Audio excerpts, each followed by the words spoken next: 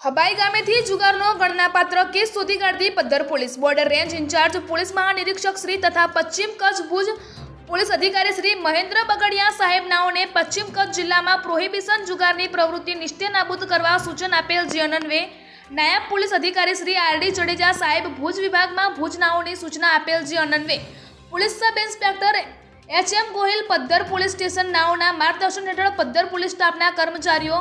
Police station વિસ્તારમાં patrolling પર હતા તે દરમિયાન પદ્ધર પોલીસ સ્ટેશનના પોલીસ કોન્સ્ટેબલ ભરતભાઈ શંકરાજી ચૌધરી નાઓને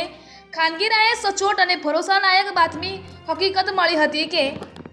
હબાઈ ગામમાં રહેતો કાસમ ઇસ્લામ મણકાના રહેણાંક આગળ આવેલા ખુલ્લાવાડામાં બલ્બ લાઇટના અજવાળામાં અમુક ઇસમો જંગી પાના વડે રૂપિયાનો હાર જીતનો જુગાર રમે છે અને હાલમાં પણ આ જુગાર એ જગ્યા પર ચાલુ છે તેવી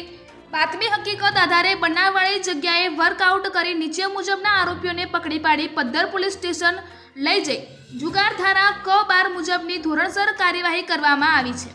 રિપોર્ટર ચક્ષી ગુજરાત ન્યૂઝ ચેનલની સાથે રમેશગીરી ગૌસ્વામી, બનાસકાંઠા જિલ્લા બ્યુરો ચીફ।